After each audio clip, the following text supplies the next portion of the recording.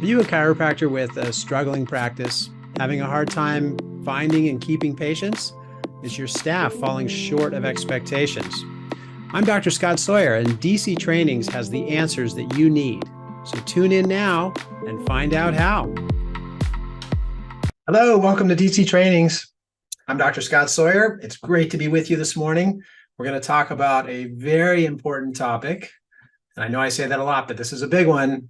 Today's topic is recurring payments, which if you don't have recurring payments, you're going to not have good revenue. You're not going to have good collections, and everything in your practice is going to suffer. So today we want to really dive into how to maintain strong payments, strong income, a profitable practice, and how to structure that in your practice, which is through recurring payments. Historically, many of us were taught in school, and others are being taught still, that there should just be a fee per visit. You know, you charge X amount per visit and patients pay every visit. And I will tell you from firsthand experience that that is definitely affecting your patient visit volume. It definitely is. And the reason why I say that is because imagine you're a patient who is driving to go get your adjustment, right? And you know that every time you get adjusted, you're going to pay whatever, $50, say. And when you're driving there and it's kind of towards the end of the month or the beginning of the month and your budget's tight and you've got these expenses over here and you just got a big credit card bill that really shocked you. And all of a sudden at the last minute, rather than pulling into that chiropractic office for an adjustment, you make a turn and you go somewhere else. And you go, my budget's tight, I think I'll skip it. I'm not hurting that bad. It's really not affecting me that much. I'm not in a whole lot of pain. I can probably just wait on the adjustment. So this is happening all the time when you're charging a fee per visit, say $50 a visit or whatever your charge. So I want to help you to get away from that. Now, I know there's exceptions, and that's fine. It doesn't have to be a rule in your office that you only do recurring payments or you only do automatic payments. There's some patients that want to pay per visit, and that's fine. But we can offer incentives for them to have that set up in your office, to streamline things for you, to make things simpler, to help your patient retention increase, and bottom line, make your practice more profitable. So we're going to really get into that today. But first, I wanted to set the stage so you can really kind of grab onto it and see, the importance of it. Because as I said, and I'll just say this again to repeat it, because your patient visit volume is definitely being affected in a negative way if you're charging per visit for every patient. And that's not to mention the extra workload on your front desk. I mean, maybe you're at a capacity point where you're thinking, do I need another CA to run the front desk? I'm getting by with what I have. Maybe it's one or two CAs at the front desk. Do I need another one because the one or two are so busy? That's a capacity issue that can definitely be helped by streamlining your recurring payments. So let's go ahead and jump in and talk about this in terms of how you want to set this up. I do want to say that actually, and as always, if you have any questions, please raise your hand, chime in. I want to make sure that when we get off of this webinar that you have no unanswered questions. So that's what I'm here for. I want to make sure that any stumbling blocks or subluxations in your practice, that we adjust those interferences out and you're smooth sailing. So you can type it in or you can raise your hand. I'll be happy to open up your line. But let's get into this and let's talk about how this is a very important aspect of your practice. Let me just open up this window here. And there we go. Okay, so we're moving through module 5, right? We're already in week 3. On November 4th is when we'll start module 6 with our goal setting series and our marketing series. So how you market your practice, how you structure your goals. We'll be talking about all of that in November. So I encourage you, please RSVP for that series. Let us know you're going to be connected and we'll make sure that you get your materials on time and all of that. So I do want to say though, now that we've finished the report of findings series with financial arrangements, can your whole team now deliver financial arrangements? That's really important because what I'm about to show you will be a lot simpler and more streamlined if everyone on your team knows how to go through explaining financial arrangements, set up financial arrangements, set up recurring payments, modify recurring payments, all those things. We're going to cover that today on the webinar, but I just wanted to set that stage with the fact that if your whole team is trained to do that, it's so much easier. I mean, one of the things that happens in my office is that my CAs, let's say a patient comes in and says, hey, I can't afford to pay this anymore. Right away, my CAs can say, oh, well, let's find out what you can afford, what would work for you. And they work with that. Yesterday I had a report of finding, or I had my CA did a report of findings during adjusting times. So I was adjusting. I didn't even know that it was happening because I was adjusting. She went in and did the report of findings.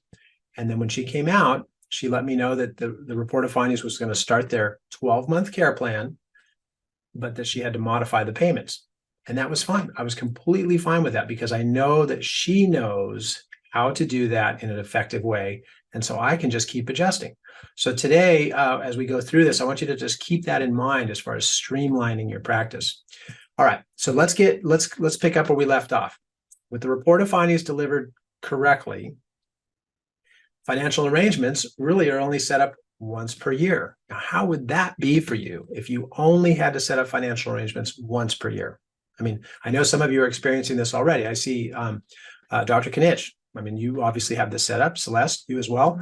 So once a year is nice because you don't have a lot of transactions happening all the time over the counter or utilizing staff time. But, or as it says on the screen, however, right, the big but, even when payments are arranged correctly or financials are arranged correctly, some patients will have challenges along the way. And we want to know how we can approach those challenges to make it a streamlined approach. One thing I want to say, though, because if you don't set your practice up with this kind of efficiency that I'm showing you, patients will just disappear. I mean, you won't even know that patient isn't going to come in anymore because they'll just go and is all. I'm going to stop my share for a second because I want to emphasize this. How many of you, myself included, are experiencing less and less patients answering their phone? So in other words, you have a patient on the schedule, right, with scheduled appointments, they miss an appointment and you cannot get a hold of them. How many of us are experiencing that? I mean, it's definitely a trend, right? Your patients are missing in action and you call, they don't answer, you text, they don't answer, right? There's this disconnect that can happen. So I want to just emphasize that through our time today, because the most important time that we have with a patient, and this goes for doctors and CAs, doctors, you'll appreciate this, but is when they're right with us, right? They're with us, they're in the office, we can talk to them, we can adjust them, we can address their concerns, we can watch for clues, and if we know already that if we don't catch these clues that I'm about to show you, that they will disappear and we won't be able to get a hold of them,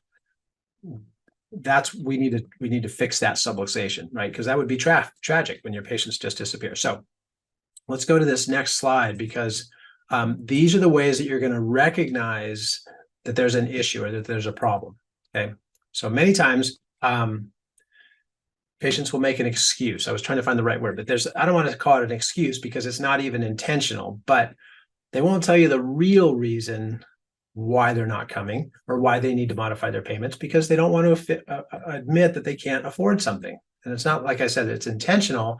They just don't want to admit it. And we can't fault them for that.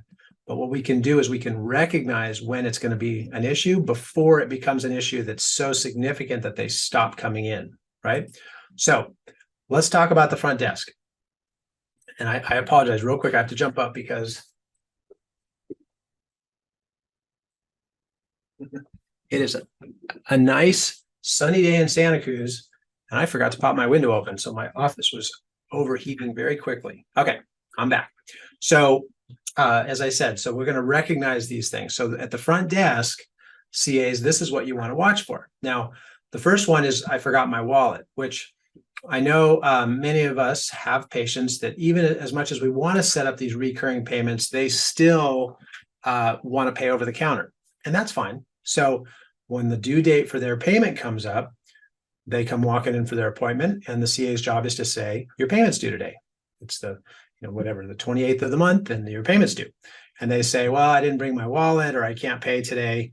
That's a clue, right? Another one that's more common is when you check your register, there's a payment that didn't go through. Now, if you use a system like we do, which is called Platinum Systems, there's a reminder that pops up right away when a payment was declined after we had set up automatic recurring payments. So we get notified that there was an electronic payment that was declined or didn't go through. Another one that might be a little more subtle, not so obvious, is missed appointments. So if a patient starts missing appointments or they miss more than one appointment, in the back of your mind, immediately you should be thinking, well, wait a minute. They missed their appointment. I talked to them about it. They rescheduled it. That was fine. But then they missed another appointment. Something's going on in the background. And once again, when's the best time to address this? Not when you're trying to call the patient, not when you're trying to text them because they're gone. It's when they're right in front of you. So watch for those missed appointments and know that one of the reasons for missed appointments, one of the reasons for a patient's priorities to shift away from keeping their appointments and getting adjusted is specifically because their finances are stretched thin. So we want to watch for that clue. Okay. So let's jump to the next one because that was from the front desk. So there's forgot my wallet, declined electronic payments, and missed appointments. And we'll talk about how to address these things, but I want to show you the scenarios where you'll recognize these potential pitfalls or subluxations before they become a big deal. So doctors, you're on the hook too, right? When you're adjusting patients, yes, you're looking for subluxations. You're giving the best adjustments you can possibly give. You're following the system that I showed you in the DC ongoing appointments. So you're following all those steps, but you need to protect your recurring payments, right? You need to protect your income. This income of yours is a residual ongoing stream of income. And the more you pay attention to this, the more you'll protect that. So doctors, what you're going to watch for is you're going to watch for missed appointments also. And you're going to watch for the other one. This is a big clue, and that's worsening symptoms. What will happen, and I'll start with the second one first. What will happen is if a patient is having their budget stretched thin and they're starting to look at, well, wait a minute, can I afford, what do I need to cut here because I need to be able to pay my bills? They're going to look at the discretionary items first. And what could be a discretionary item is their chiropractic adjustments now that they're not having symptoms anymore, right? So if somebody's had come in with pain or symptoms and now they're feeling much better, well, then they don't hurt now, and it's not as high of a priority, right? So they'll start to justify this in ways where they'll say, so let's say they've been feeling better and that's great, but then the neck pain comes back. And it's because of, as we know in chiropractic, it's stress from not being able to pay the bills. Is that right? Stress gets on your nerves, as they say. So they're starting to get stressed and the neck pain comes back. Well, that right in of itself could be a toe in or shoe in for them to say, maybe the chiropractic care is not working for me. And maybe I better find something else, or maybe I better cut that cost. So we want to watch for symptoms worsening because that can justify their search for a discretionary expense that could be cut from their budget, right? And I'm going to show you all the ways to work with the patient too. So we'll talk about that, but just know that our intention is obviously to keep everybody under chiropractic care so they get the best results. They stay subluxation free. They enjoy the highest quality of life, of health, so they can do the things that they love to do. I mean, that's our focus, right? That's why we're doing this. So if we know someone's having a financial challenge and we can work with them so to keep the chiropractic care affordable within their budget, and they'll at least receive some chiropractic care, which is better than no chiropractic care, that's our goal, right? So watch for symptoms worsening. That's a big clue. The other one, right back to what I talked about with the front desk, is missed appointments, right? If somebody starts missing appointments, you need to check in with them. Now, I want to just tie this in from the doctor's side. So doctors, when you're adjusting your patients and you're going through your flow, if you notice a patient has a couple of missed appointments and then they come in one day and they say, my neck pain's worse. Yes, you want to give them an adjustment, hopefully open up the nerves enough so it can heal quickly and resolve that subluxation flare-up. But you need to take the time to protect your recurring payments, right? And of course, help the patient. That's the most important thing. So If I see a patient who has worsening symptoms and some missed appointments, I'm going to do two things. One, I'm going to say, given the fact that you missed some of your adjustments, that's likely why your subluxation flared up. So let's go ahead and get that adjusted. And I want to make sure that you make up those appointments so we can keep your spine stable, or at least at the stable threshold that you have been used to. Oh, and by the way, is everything okay with your appointment times? Because I noticed you missed one. Yeah, it's okay, doc. Is everything okay with your payment arrangements? Yes, doc. You see the rolling eyes, and I'm going to look somewhere else for a minute. Well, there's your clue, right? Right there. Are you sure? I mean, is everything okay? Is there anything we can work with? Because I appreciate taking care of you, right? So we're looking for those clues. We're asking questions. We're not missing an opportunity, because while the patient's in front of us, it's a lot easier to communicate with them than it is to try to track them down later after they've missed their appointment and they're not coming in anymore. So use those opportunities and make sure that you address them. So now we fast forward, right? We're going to go through a couple of scenarios, but what I just shared with you is how to identify the clues, right? These clues come up. We've identified a problem now. We know there's an issue, and let's resolve it. That's what we're going to get into now, is how do you resolve these? But I don't want to take away from the importance of recognizing those clues when they come up and when this patient is right there with you. Okay, so if we're going to modify payments, then it can be done in two ways. One is it can be done through the CAs or the doctors, right? So and this is with both. So I don't want to, I know some of us doctors have busier practices and so forth, but in pursuit of efficiency, which is our big theme through this whole module, is about efficiency. Doctors, I want to really make sure that you don't have this add a big chunk of time into your patient care sequence with one patient, because that pulls you away from being able to take care of other patients that you could have seen in that allotted time. So, and I'll share an example with you about that in just a minute. So, but the first thing is it can be conducted by the doctor or the CAs, and the ways that we do that, right? So the first is offer a discount if they do set up electronic funds transfers or EFT payments. Meaning that if you have a lot of patients that are paying over the counter, that's using a lot of time from the front desk to process each one of those credit card, cash, or check payments, right? Or ATM payments. That time can be really streamlined and can be used much more efficiently if you automate the electronic payments. By doing that, we can offer, as you've seen with the care plan worksheet, we can offer a 10% discount. So discount of 10% if you set up your payments to be automated. Great. Patients say I'm in, and you set that up. So that's one way to automate it. Now, I'll tie in a couple of examples here. You may have a patient who has been sort of challenged with their payment amount, right? They're saying, hey, this is a stretch for me. I don't know how much more I can continue. By the way, my neck pain is getting worse, and I've been missing appointments. Well, we'll address the neck pain with adjustments. We'll make up the missed appointments. And, oh, by the way, how about if we drop that monthly payment down for you, right? Would that help?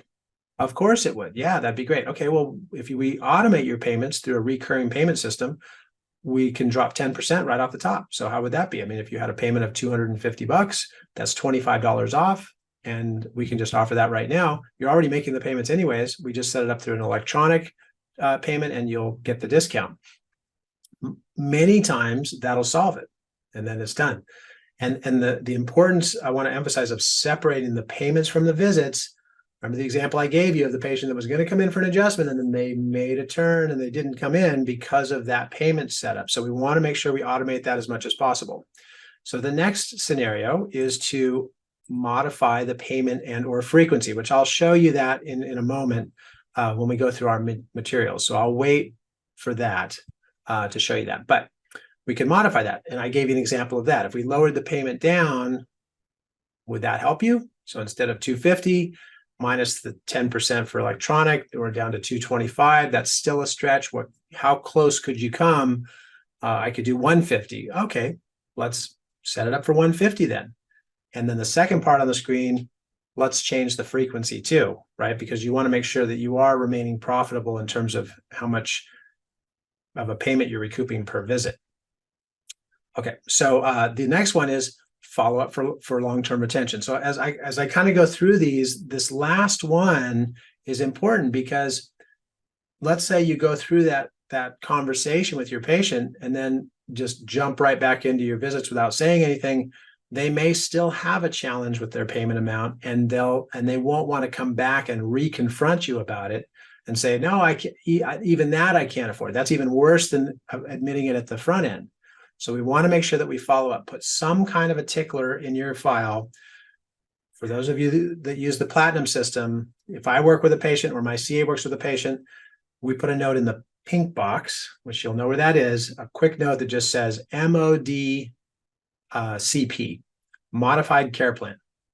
So we made a change in their care plan. There's a note there, and I'll follow up either a week or 2 weeks later, or my CA at the front desk will follow up a week or 2 weeks later just to make sure, or even a month later after that next payment goes through. Once that's done and they say, no, this is working out much better, I appreciate it. Okay, cool. We still have 3 months left in your care plan. So I just wanted to double check and make sure it's going to be comfortable for you for the next 3 months. Yes, it's fine. Then we clear that note from the pink box. So some kind of a tickler is important for you to do that. Now, we may need to, as I said, create a whole new care plan. So let's, in this section here, I'm just going to oops, why isn't it moving? There we go. Okay, so I want to just show you this because these are just some scenarios. So the first one is, let's say someone's coming in and they're paying cash for their care. Then you would use the care plan. Actually, I need to change that title because we have a new name for this. It's called the Care Plan Modified Sample. So Care Plan Modified Sample, which is in your materials, in your binder right there. The modified care plan is there. So we would use that to switch from their full care plan to something that's modified that then lowers the monthly payments. The next one is the general insurance. And for this one, we have corrective care lump sum sample. What that means is the insurance is expected to pay a certain amount in total for their towards their chiropractic care plan. And we would deduct that from the amount that's due from the patient. And then the remaining part, we'll now need to modify that to fit their budget, right?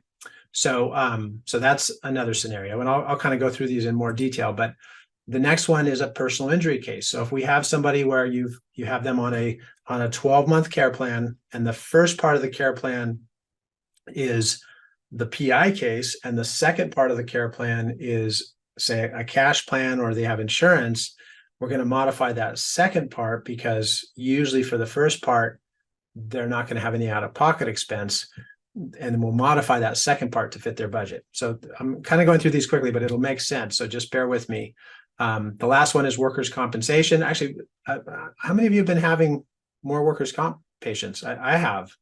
We had 2 this week, 2 new work comp cases, and which are great because I mean, any patient that comes in is great, but they're great because they came in, both of them came in with a pre-authorized 12 visits for their care. So that's already pre-authorized, and they came in with that referral.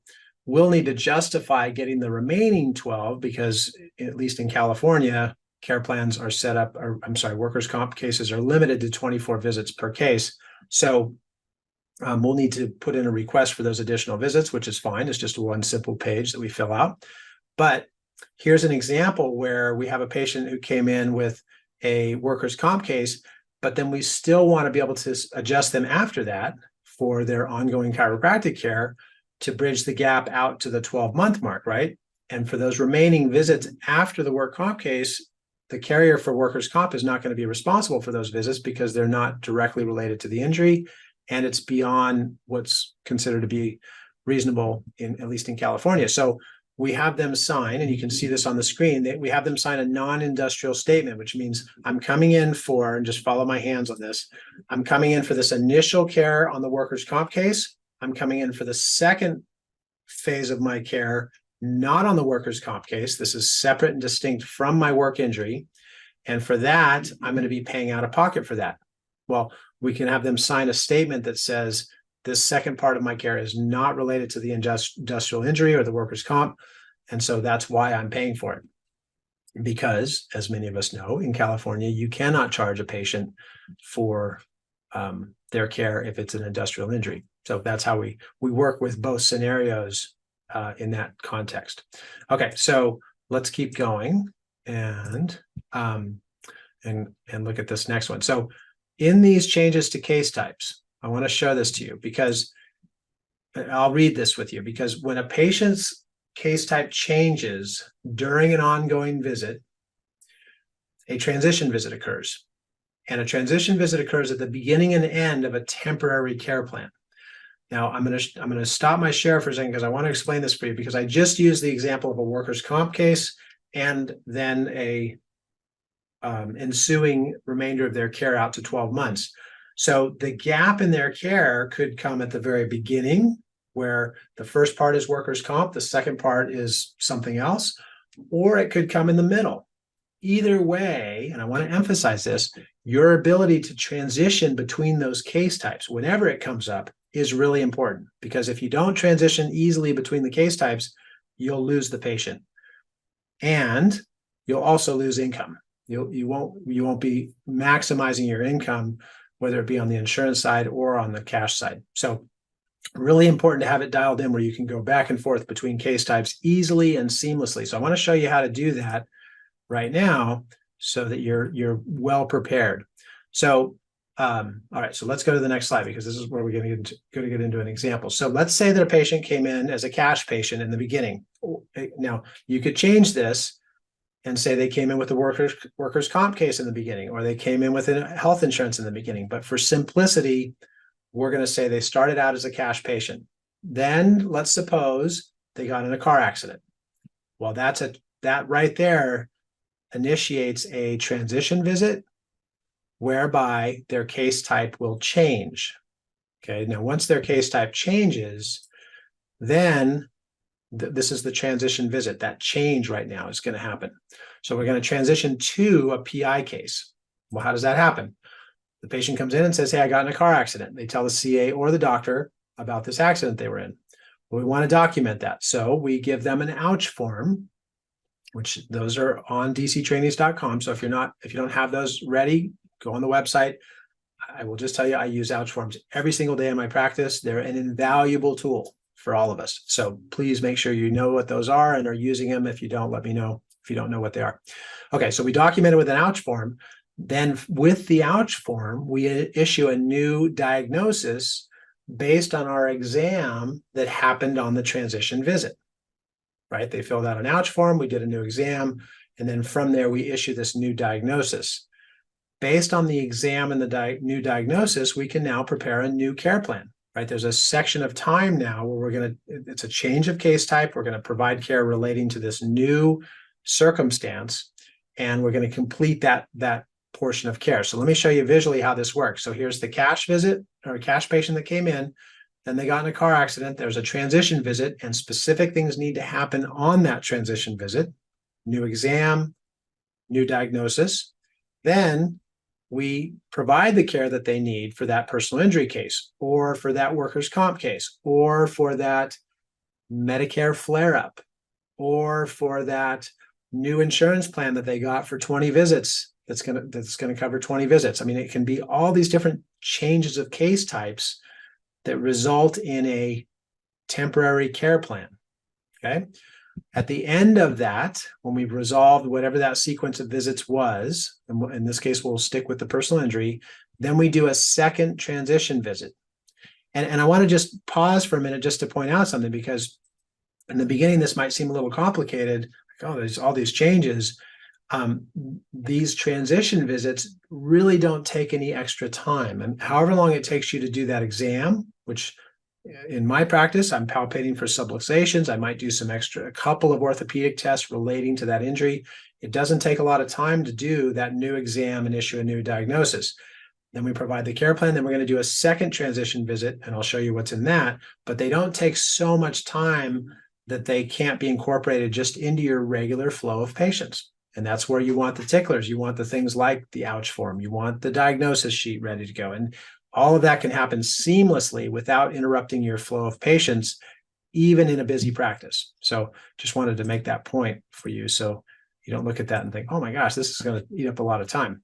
Okay, so on that second transition visit, what are we doing? Well, we're going to go through, we're going to update the file. So the first thing we want to do is to meet with the patient in a private room. Now, in my office, this happens during an ongoing visit.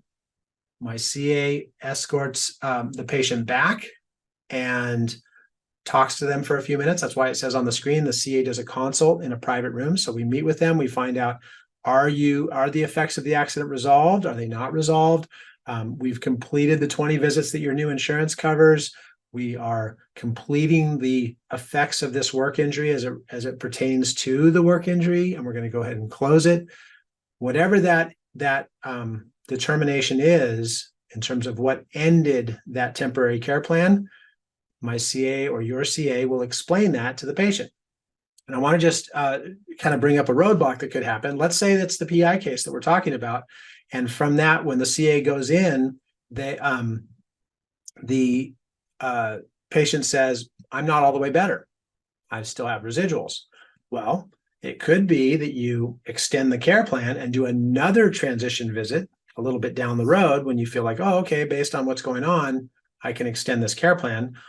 Or, as it happened to me this week on Monday, because I'm in practice like you, we had a patient that said that. She said, I'm not all the way better.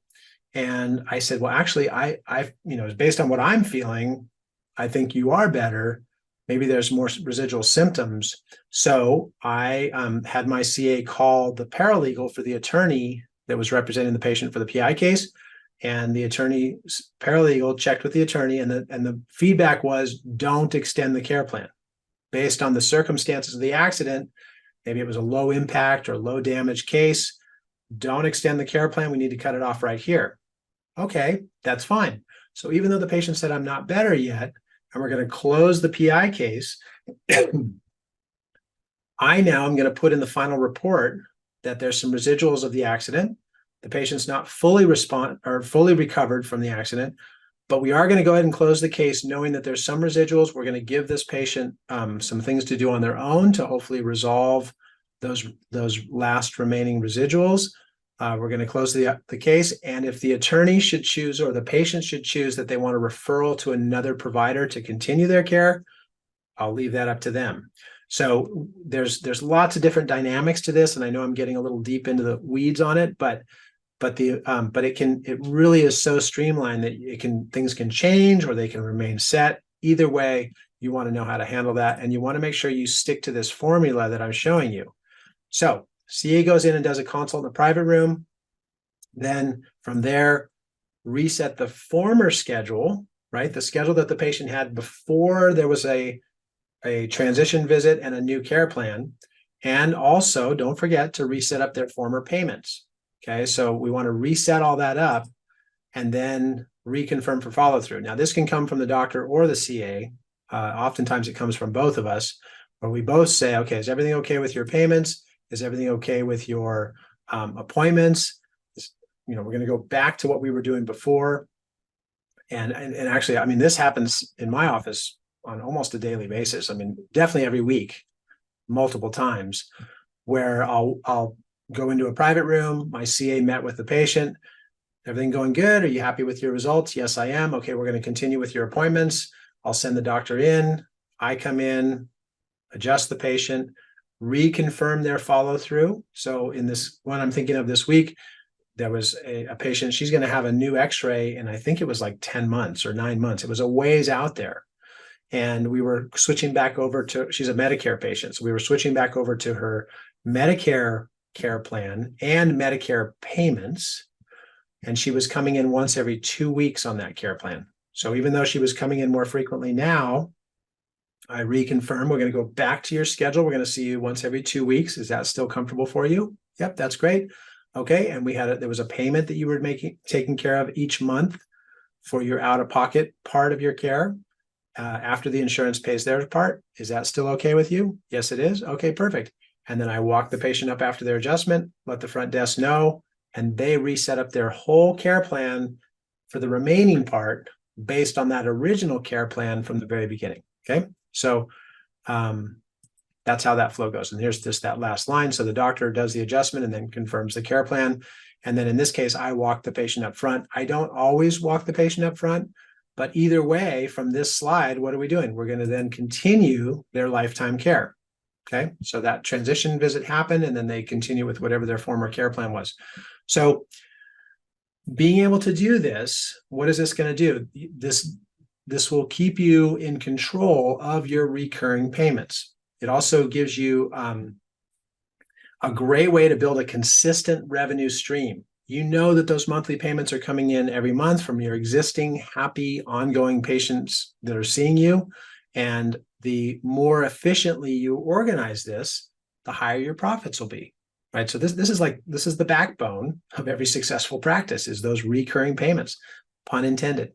I also want to just kind of tie this in as a sort of a teaser towards our next module, because the next module is on goals and marketing. But one of your goals could be, here's what we want to be collecting in terms of recurring payments on a weekly or monthly basis or annual basis. But in my office, we set it up weekly. We have a weekly goal every week that my CA that's in charge of revenue reports on and says, okay, this week we have, or last week we collected X amount in recurring payments. This week we have pre-scheduled X amount in recurring payments. So if you know how much you collected last week and you know what your goals are for the coming week and how many are actually scheduled, you'll know where you're in sync with your goals and you're reaching your goals or exceeding them from those numbers. So make sure you track that, because as BJ Palmer said, you must inspect what you expect, and that's how you do it. All right. So recurring payments guarantees an ongoing steady revenue stream. Obviously, I've made that point. What is your revenue goal? What is it? Is it $1,000 a week? Is it $5,000 a week? Is it $10,000 a week? Is it $500,000 a year? What is your goal? And set these recurring payments or these steps in place, and you'll be sure to reach that. All right, and we have the script on the website, which I'll show you in a minute. And we also have, and this is really important, this is the negotiation technique script, which is also on the website.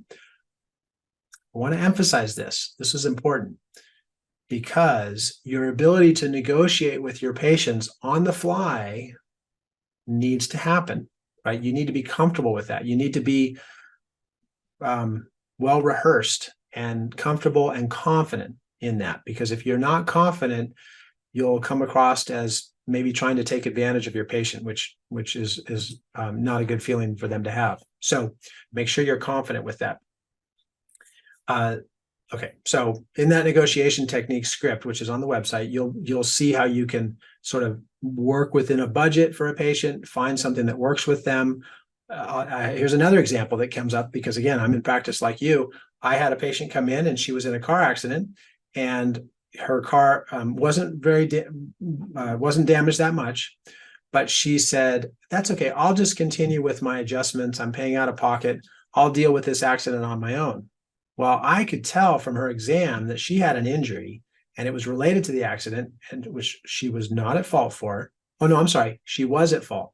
That's why she didn't want to pursue it. She didn't want to pursue it. Now, because of the accident, though, and the injury, she needed to come in more frequently to get that resolved.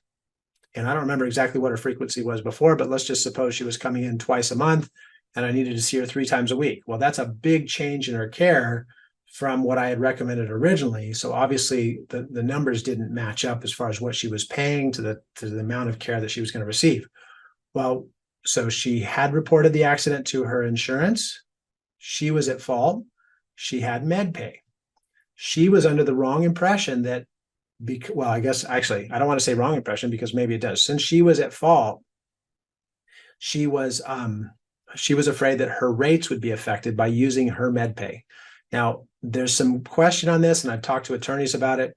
Some attorneys and some insurance companies will say, no, it won't affect your rates because you already paid for the med pay in case you were at fault in an accident, so your rates won't be affected. But I think that kind of changes based on the scale of the accident itself. So it's kind of it can change. It's on a per incident basis. But that's why she didn't want to report it. Well, once she found out that she had med pay, and in her case, it was not going to affect her rates, then she went ahead and said, oh, well, then that's great. I'll let my insurance pay for those extra visits because I don't want to pay for them.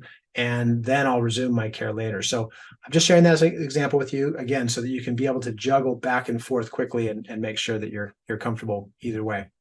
All right. So, and I think, let's see, I have, yeah, okay. So that wraps up our slides, but I wanted, before we wrap up, maybe this is a good time to ask if you have any questions, please raise your hand. And then also I want to show you a couple of things on the website. So let me share my screen for you. There we go. Okay. So on the website, we have our DC ongoing visits right here.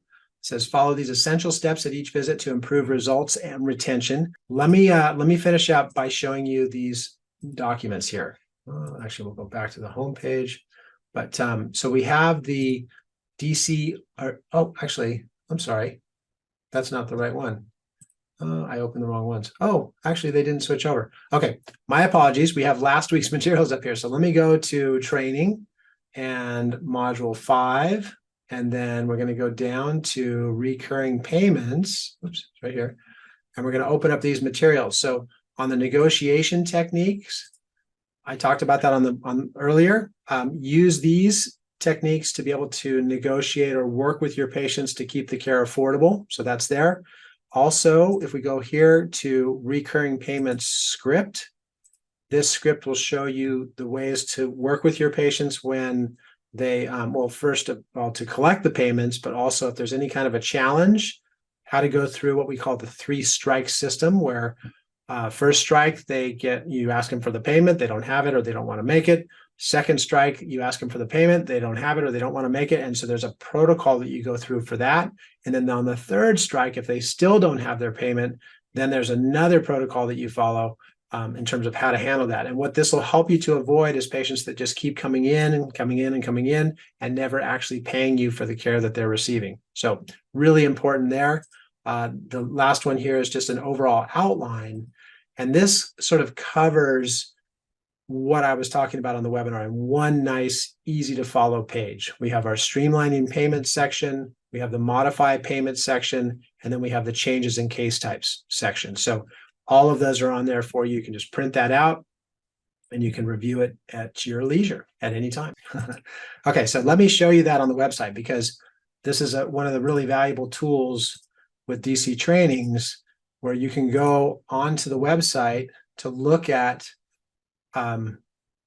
materials that maybe you missed. Like if you missed a webinar or you missed a seminar even, you can then go onto this page here and you can look at webinars and just pick the one that you missed. So for today, we're in recurring payments. So if you say, well, I missed the DC ongoing visits, I want to know how that went, or I had heard it was good, I want to get those materials. You just click on the link, hit play here, and you can watch it at any time. This cycle changes every year. So if you want to even go back to module 2 from this year, you'll see all the webinars that we did, and those materials are there for you. So you can go back and look at those. The same is true for the seminars, although there's a little bit of a change because, as you can see on here, we put the link for the seminar. For recorded seminars, we have those available, but this year we're just doing the webinars. So we'll have 2 live seminars. So for the ones in between, you'll actually see that the live seminars are broken up here. But if we didn't do a live seminar, then you would go to the webinars page and you'll see the recorded webinars here. Oops, actually I clicked on the wrong one. That's the one that's coming up. So back to the ones that are already recorded. Those are there for you. So anytime, that's available for you, and you can use that at your convenience. All right, so I'm going to go ahead and jump off unless there's any other questions. It's been great to be with you, and we are going into the holiday season. So think about what you want your big promotions to be going into the holidays.